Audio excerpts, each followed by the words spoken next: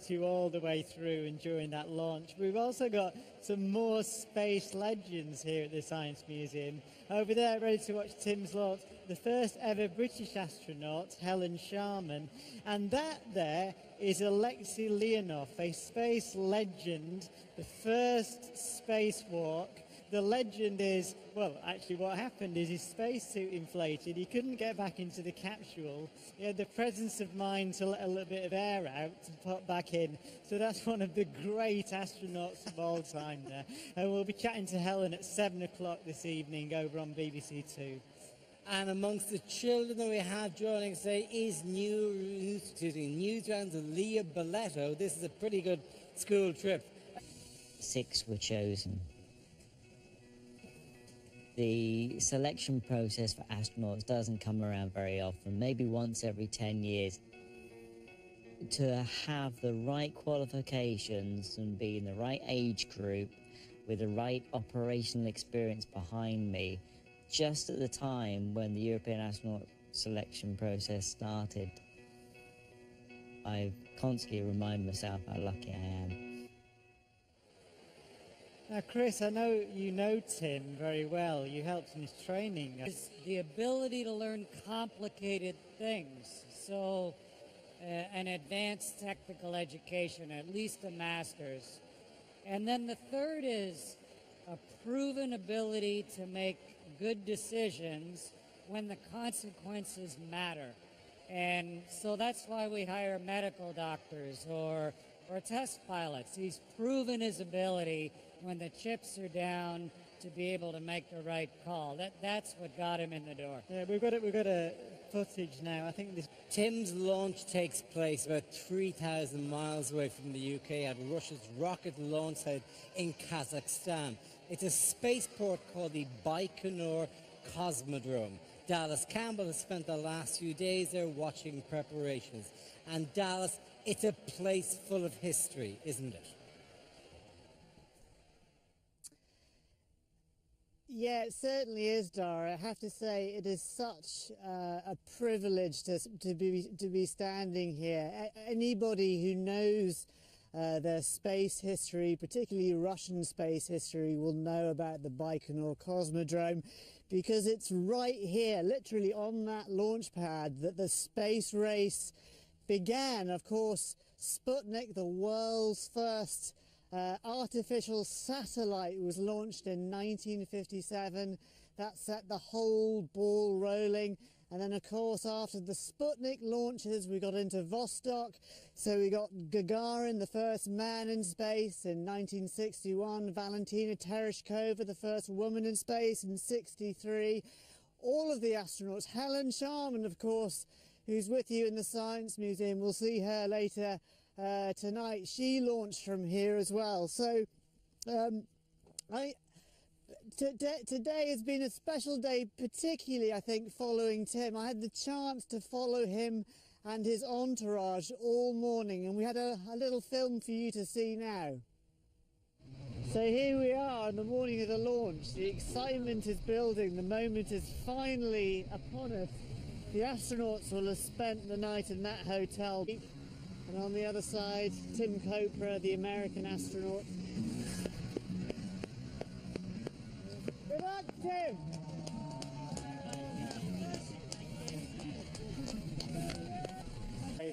In that very, very position, which is why they always look a little bit too small when they're standing up straight, because they're designed to be in that lying down crouched position.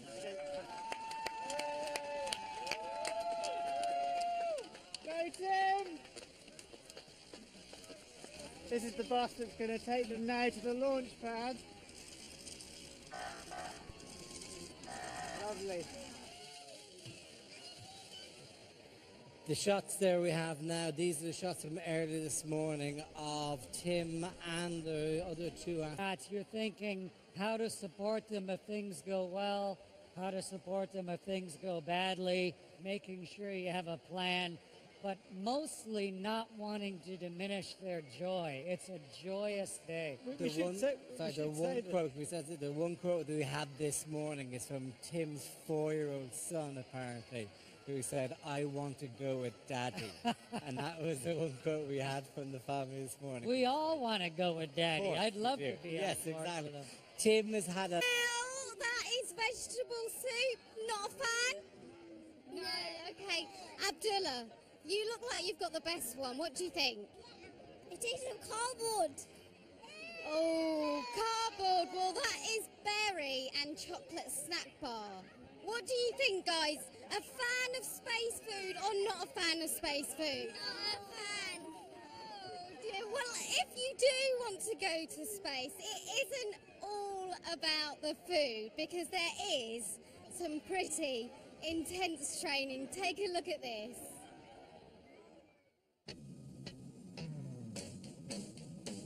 There were many highlights of basic training.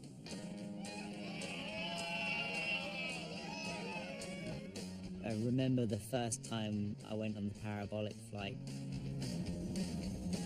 going into zero gravity and just experiencing what the body feels like. That was just incredible.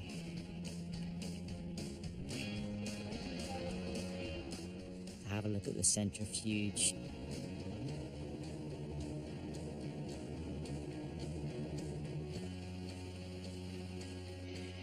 Training in a neutral buoyancy facility. How's it looking there, Tim? My left waist tether is locked to the D-ring extender, gate close, hook lock back and back with a good pull test. Alright, safety divers is going to bring the subjects back to the dining stand. Thank you very much, guys. Going to Russia for the first time, going to Star City, of course, all the history and the tradition surrounding Yuri Gagarin, Johnson Space Center. These are the places where astronauts and cosmonauts have trained for their missions since the 60s. It was wonderful to be part of that. The more you learn about space and what you're actually going to do and the spacecraft you're going to fly and the environment you're going to live and work in, then the more fascinating it becomes. And so the desire to get there increases as well.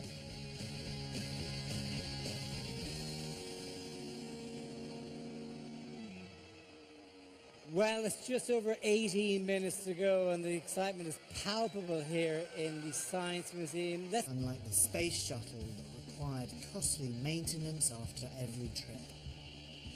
So this is the real muscle. This is the business end. The stage 1 boosters and the stage 2 central core, which all fire and lift off, just like a sprinter leaving the box to give you maximum power right at the beginning. When Sergei Korolev first envisioned this over half a century ago, he had no idea that his design would become the workhorse of space travel. This diesel engine, which they're going to attach to the Soyuz rocket itself, and then they're going to drag it out on its journey down that way towards the launch pad. Here she comes. What a glorious sight! Soyuz, Queen of the Skies! That is proper engineering. Look at the countdown clock, about 14 minutes before launch. So what are we going to see as this rocket launches? What are the steps we're going to see? As you say, it's been around for 50 years. It's a beautiful design. And these 4 boosters here are designed to get you above the air, and so they'll light first, and you'll see the steam and the smoke from them. But when the big center rocket lights, that you'll have enough thrust to leave the ground. These burn for about 2 minutes and then fall away. And it's literally fall off, Yeah, isn't it? they're just sort of snubbed up into place here. It's a beautiful, elegant design. And then about 2/3 of the way through the launch, it'll just be this part that's pushing the Soyuz for the last few minutes, getting it up to the Explosion But there's even another safety feature in 1983 that we have the footage of here. Yeah, if there's a problem during launch, like happened... and that looks catastrophic. It looks scary, but we have the ability, if you watch closely, you see that little rocket spitting off the top. Just this little rescue tower right here on the very top, lifting safely the crew and their capsule, throwing them up about 10,000 feet, and they come down by And parachute. in 1983, both of the cosmonauts were safe because they were lifted off by that safety Yeah, plan. it was Titov and Strakalov in there, and even though the rocket exploded, they were safe because of all of the rescue features built in. I know you've flown on both the shuttle and this. What's the most relaxing launch vehicle? Is it the Soyuz? Is it the shuttle? It has to be really comfortable because they're in it for 10 hours. They could be in for, Well, the purpose of this suit, of course, is if the spaceship has a leak, one of the seals leaks, then this becomes just a bubble of air to protect you around your body. And so this helmet would be closed. You're fed oxygen through an air through this hose here, and you control the pressure right here with a regulator. So normally it'd be deflated like this. But if there was an emergency, this would inflate like a super tight balloon. You could read your pressure right here on your wrist, and this suit, the Sokol suit, would keep you alive. And how long do you have to stay in this suit for? Well, Tim will have put this suit on a couple hours ago, so he's already been wearing it for 2 hours, and now he's in the ship for an hour. It's designed for standing up. It's designed for sitting with your knees up in the capsule. I think we also have a clip of Tim undergoing the pressure test in the suit. Here it is on the screen this morning. So this is where the suit's inflated to see if there's any leaks. Yeah, he's getting into the chair, and then we check using these. Yes, we are 9 minutes away from launch. We've got absolutely beautiful light view. The sun's just coming down to the horizon there, so that rocket is going to look superb. I was just listening to what you were saying about the suits. There's one bit about that suit that I find really, really fascinating, and it really sort of symbolises this terrific, simple Russian engineering, and it's the fact that the pressure bladder inside, which is scrunched up, is held together by... I got the chance to meet Tim's parents and have a chat with him a little bit earlier on. It's really overawing, you know. We suddenly realise when you get here the enormity of the operation hits you. Yes. And the backup behind Tim and Yuri and the other Tim going up there, I think it's just wonderful. And are you going to get a chance to see Tim now before he goes? I mean, there's the press conference a bit later on. But We have time to seen see Yeah, we saw him last night. Although he's in quarantine and we have to keep away from him. Checking his harness, he's cinched right down, tight into the seat, and now he's closing his visor, sealing it up. You listen to 2 clicks to make sure your visor is properly attached. Do the journey with the visor closed and pressurized? Just in case the vehicle shook itself into a leak, you do the whole launch until you're clear with everything closed up tight, just in case. Do you get... Good luck, Tim. Bon voyage. All the best, Tim. Have a great trip. Have a safe trip. All the best, Tim. Good luck and have a good flight. I want to wish you the best of luck on your fabulous adventure.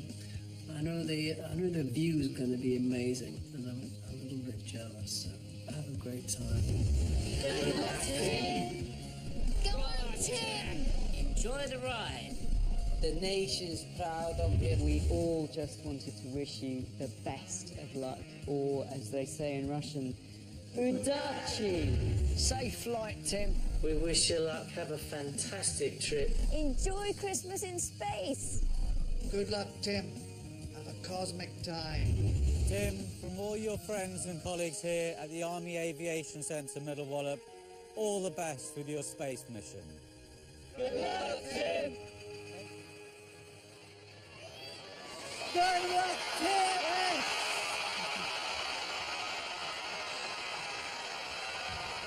Yuri will be right up against the longest anybody's ever flown in space in history. And he's so relaxed, he got married in space, actually, didn't he? We've got the photograph of him getting married.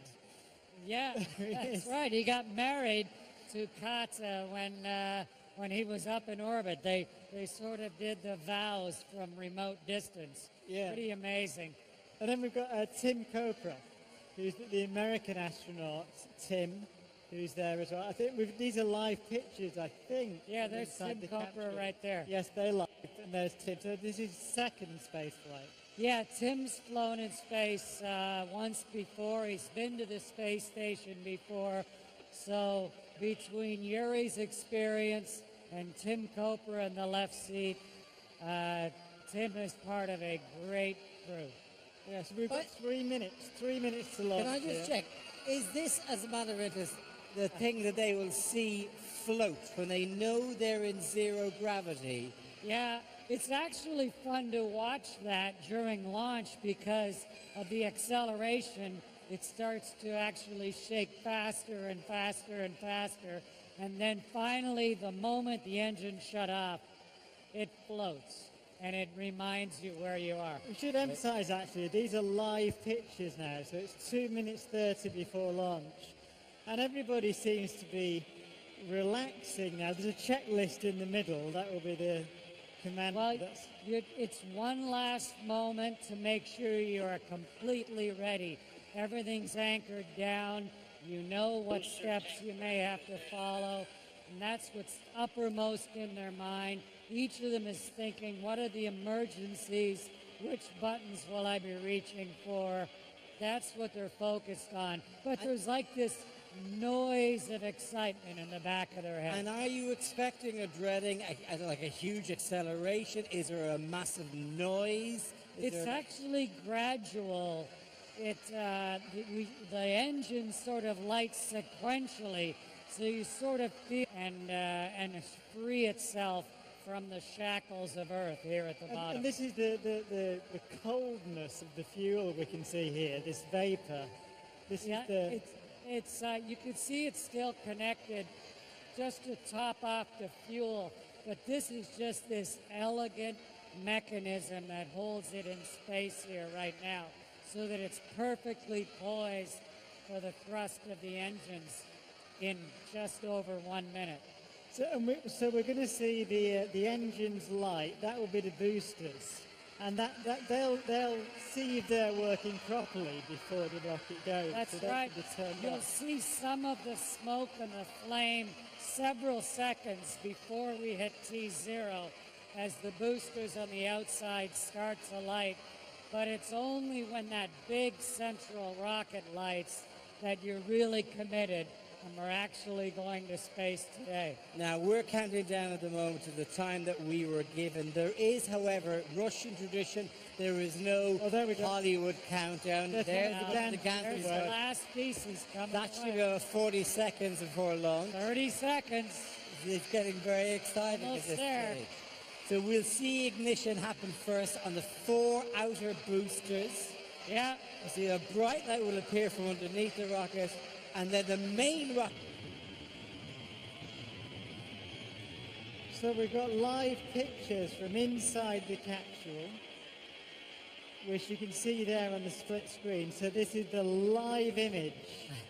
And you see the vibration you talked about. You can see how hard the acceleration is by how this little floating thing is being shaken by the acceleration. Yuri is carefully looking at things. Tim Copra is writing down information, and everyone is focused on their rocket ship. I saw there, you see many lighted. That's right. Now it's that central rocket burning for another few minutes as it gets them. Now that they're above the air, now they just have to get going fast enough to stay in orbit. So now it's just like a dragster with the foot to the floor, getting faster and faster. The next thing we'll see actually will be, well, we won't see it, but for them they'll see is when the covers will come off the Soyuz capsule itself. And this is the first time that the windows are open. They get some sense of what's happening outside. Yeah, Tim's got a window just to his right, and right now it's covered by the aerodynamic shroud, but as soon as you're very relaxed. Yeah, and the load on them is getting heavier. It's as if someone is slowly pouring more and more sand on your body as the vehicle accelerates. We can see the limb of the earth there through the window, actually. If you look, you can see the sky is going from light blue to dark blue to black. Basically seeing the edge of space, I presume, here. That's right. We explorers, as soon as he's done one orbit of the world above 100 kilometers, he's there. So we're here in about 30 seconds now to second stage separation. Yeah, so the first rocket got him above the air, and now it's accelerating, but now he needs the other rocket to perfectly steer them so that they're going exactly further into space. And they're covering hundreds of kilometers already. They're nowhere near Baikonur. They're on their way to Japan right now. It's so fast, it's hard to grasp. And also, so 4 minutes 41, I think, second stage separation, 106 miles altitude. Yeah. Just to get some sense for the violence and speed of a rocket launch. Think of what it's like when you get on a train, and after 9 minutes, how far? Imagine you could be hundreds of kilometers away and hundreds of kilometers up in just 9 minutes. And they've gone from 0 to 8,233 miles per hour in the time they've been doing this. Isn't that amazing? Yeah, it's an uncannily precise and yet unbelievable process that makes this happen. So when do you start? After the last rocket shuts off. I must say, I think it's a remarkable thing. We saw Alexei Leonov earlier from those days to days when you can have live television pictures from inside the capsule. And I think we've got, is there a glove coming off there? Oh no, there's just some switch. Actually, I think we're going to go back to Dallas, I believe, in Baikonur. Dallas, how's the launch from where you were? Oh my goodness, I tell you what, that is how to get to the office, really. I mean, it's indescribable standing here. We are so close. And I've been to a launch before, but there's no way to explain it. It feels like it's alive. It's like some kind of monster. The noise is just immense. And also the thing that really surprised me again is just the brightness of where they are. We've got about 30 seconds to engine cut-off, so should we see something on these live pictures when the engine's Well, cut we off? may lose the picture just because of all the mechanical things happening. The antenna that sends us the signal from the rocket is probably going to get messed up right as they separate. I think we can show you an animation of what this will look like. Obviously, we've no external shot at the moment, but we can show you. That's what it looks like at the moment. And then at some point, then that final engine. This section here, exactly. Will stop and almost immediately detach. That's right. And it has been steering them right to the final direction, and they're watching. And that's gone. Where's our friend gone? They're in weightlessness. So we know we're in weightless because that pen or that toy, which was there, has now floated up out of the field of view. And their checklists are now weightless. Their pens are floating in front of them. So this is when all the solar panels unfurl on the Soyuz, the spacecraft. But don't miss it. They're in space now, Brian. They've made it. Successfully in orbit. Fantastic. Oh, we should have a cheer. Moment. They're in space. They've made in it. space, everybody. Big thumbs up from Yuri there. They've reached zero gravity. They're 137 miles up. They still need to raise themselves about another 100 miles or so to reach the orbit of the International Space Station, and that journey will take place hopefully over the next 6 hours or so. But Tim's got his astronaut wings. Yes. Yeah, he's got them. That's right. He's got his astronaut wings. Now, we will know later as the day goes on whether or not they can do this journey as we hope over the next 6 hours. So it's because the journey is not all over. He says to dock with the International Space Station. And so we'll be able to find a little bit more. We also can see a little bit more of Tim and this incredible journey that he's going on. Yeah. So we are going to be back at, what, about 7 o'clock on BBC yes. Two.